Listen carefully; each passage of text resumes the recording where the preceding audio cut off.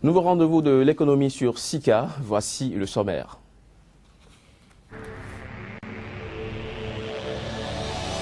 En Afrique du Sud, les coupures d'électricité à répétition perturbent depuis novembre l'économie et la vie quotidienne du pays.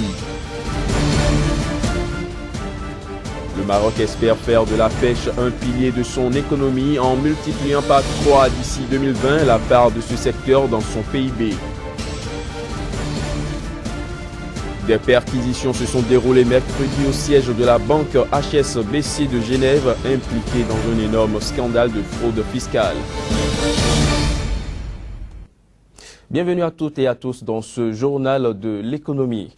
Actis et Mainstream Power, groupe spécialisé dans l'éolien et le solaire basé à Dublin, ont annoncé le 17 février dernier le lancement de l'Ekela Power, une plateforme dédiée aux investissements dans le projet d'énergie renouvelable en Afrique. Cette plateforme prendra la forme d'une co-entreprise détenue à 60% par Actis et 40% par Mainstream et financée à hauteur de 1,9 milliard de dollars sur 3 ans. L'objectif de l'Ekela Powers est de développer entre 700 et 900 MW d'énergie solaire et éolien. Ces premiers investissements seront dédiés à 3 projets éoliens d'une capacité cumulée de 360 MW en Afrique du Sud.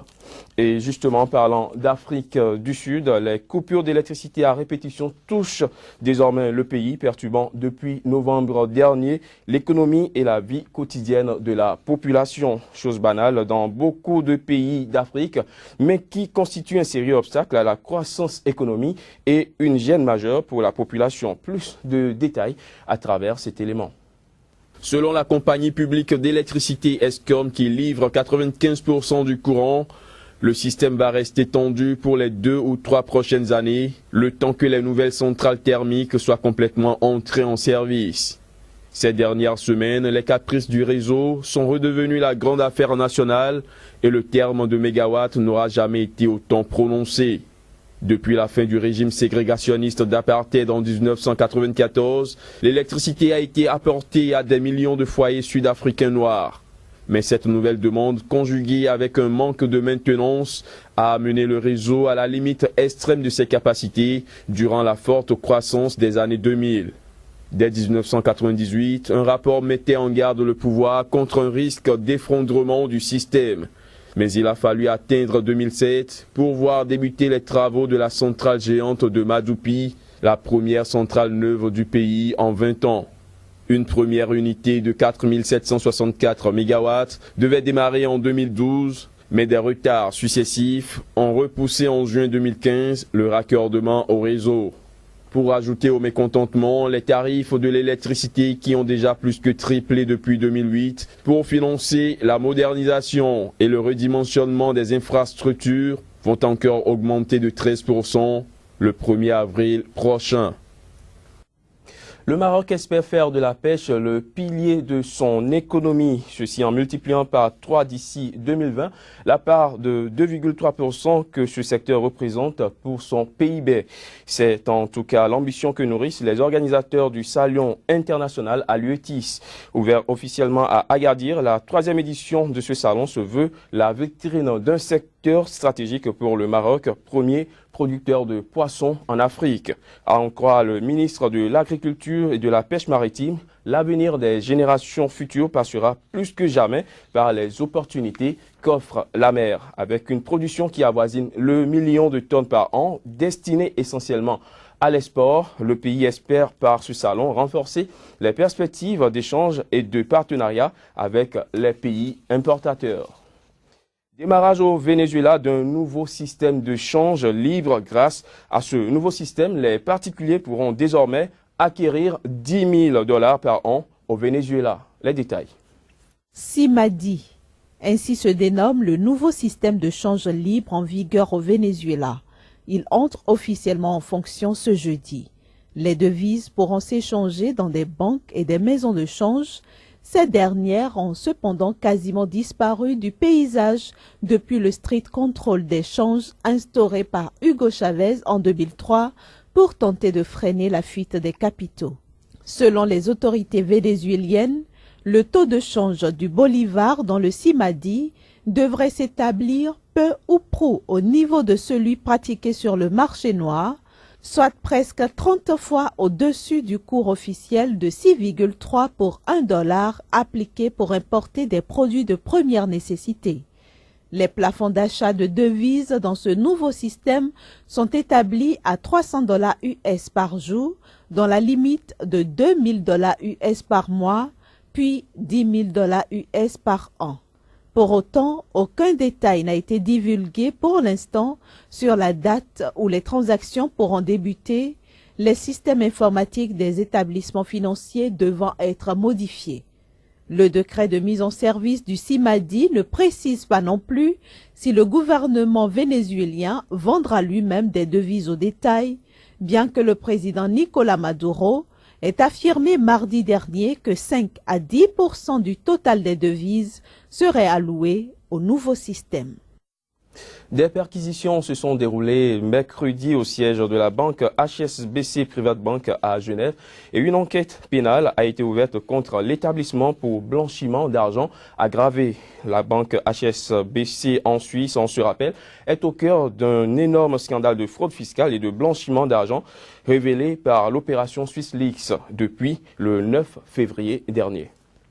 Suite aux récentes révélations publiques relatives à la banque HSBC Private Bank en Suisse, le ministère public a annoncé qu'il a ouvert une procédure pénale contre la banque et contre un connu pour blanchiment d'argent aggravé. Une perquisition a eu lieu dans les locaux de HSBC à Genève et elle a été conduite par le procureur général du canton, assisté par le premier procureur. L'enquête est ouverte contre la banque. Cependant, en fonction de son évolution, elle pourrait être étendue à des personnes physiques qui seraient elles-mêmes soupçonnées d'avoir commis des actes de blanchiment ou d'y avoir participé. La banque HSBC Suisse est au cœur d'un énorme scandale de fraude fiscale et de blanchiment d'argent révélé par l'opération SwissLeaks le 9 février dernier. Le scandale a été révélé par un consortium de journaux internationaux qui ont décortiqué les données volées par l'ex-informaticien de la banque Hervé Falciani. Selon SwissLeaks, des milliards de dollars auraient transité par cette banque dans le but d'échapper à l'impôt ou pour être blanchis via des sociétés écrans. Passons à présent à la deuxième partie de ce journal de l'économie. Voici l'invité du jour.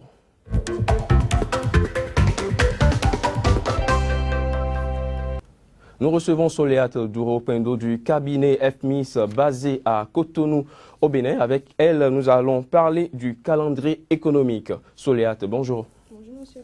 Alors, nous connaissons le calendrier, mais un calendrier économique, qu'est-ce que c'est? Un calendrier économique est une visualisation des différents événements économiques sur une période donnée.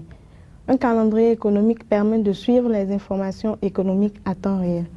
Il faut dire que les événements économiques dont il s'agit, c'est soit la publication des chiffres économiques ou soit l'intervention d'une puissance économique. Alors dites-nous, quelle peut être l'utilité du calendrier économique sur le marché boursier? Le calendrier économique sur le marché boursier a une utilité vraiment primordiale. Déjà pour le trader, pour celui qui effectue des opérations sur le marché boursier. D'autant plus que la performance de ce trader-là et le rendement de ses opérations sur le marché boursier dépendent de l'analyse fondamentale qu'il fait et de la qualité de l'interprétation qu'il fait de ce calendrier-là. Il faut dire que ce calendrier-là tient compte des dates, des publications, des données économiques des pays qui utilisent les monnaies majeures, c'est-à-dire l'euro, le dollar, la livre sterling, le yen. Alors, est-ce que le calendrier économique est disponible et à la portée de tout le monde? Tout à fait. Toute personne qui est sur le marché boursier a la possibilité d'avoir accès à ce calendrier économique-là. Et même sur Internet, vous avez la possibilité d'avoir accès à ce calendrier économique-là. Il faut dire aussi que les jeunes traders, les débutants sur le marché boursier ne comprennent pas l'utilité et l'impact de ce calendrier économique-là sur les opérations boursières. En réalité, ce calendrier économique-là renseigne aussi des indicateurs économiques. Et je donne l'exemple de la parité euro-dollar sur le marché boursier. Lorsque l'euro est en train de perdre de la valeur, suite peut-être au taux de chômage qui s'élève en Europe, l'inflation, le PIB qui chute et tout ça. Et donc, on se rend compte que l'euro est en train de perdre de la valeur.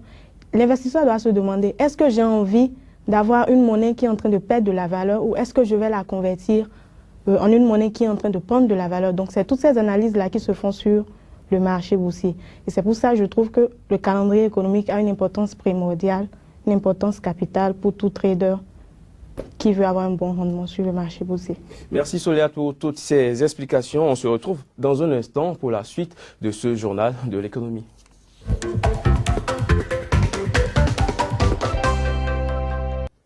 Alors Soléa, aujourd'hui nous allons parler de la bourse de Johannesburg et de la bourse de Londres. Tout à fait. Alors, je commence par Johannesburg. FTSE JSE, l'indice phare de la place boursière de Johannesburg en Afrique du Sud. Nous avons 52 360,65 avec une variation de moins 0,33%. Et il faut dire que cette baisse-là est soutenue par la performance négative de Sasol Ltd, une entreprise qui évolue dans le secteur de l'énergie, moins 3,40%. Et nous avons Hospitality Prosperity, moins 2,53%, une entreprise qui est dans le secteur financier. Passons à Londres à présent. FTSE 100 ou FTSE 6886 avec une variation de moins 0,18%. Il faut dire que cette baisse-là est aussi constatée ce matin à l'ouverture des bourses européennes. Et cela se justifie par l'inquiétude des investisseurs qui attendent toujours l'issue par rapport la décision par rapport à l'accord d'aide apportée à la Grèce. Et il faut dire que cette décision-là devient un peu, comment dit-on, l'issue de cette décision-là devient un peu intéressante parce qu'en fait, la Grèce refuse les conditions proposées par l'Union européenne. L'Allemagne est pour l'austérité, mais la Grèce préfère que le remboursement de cette dette-là soit indexé sur sa croissance économique. Le plan soit un peu plus allégé. Tout à fait. Et donc, il y a un petit conflit là. Merci Soléa pour toutes ces explications. Je rappelle que vous êtes analyste financier au cabinet FMIS basé au Bénin. Alors, madame, messieurs, ce sera tout pour ce journal de l'économie. À bientôt.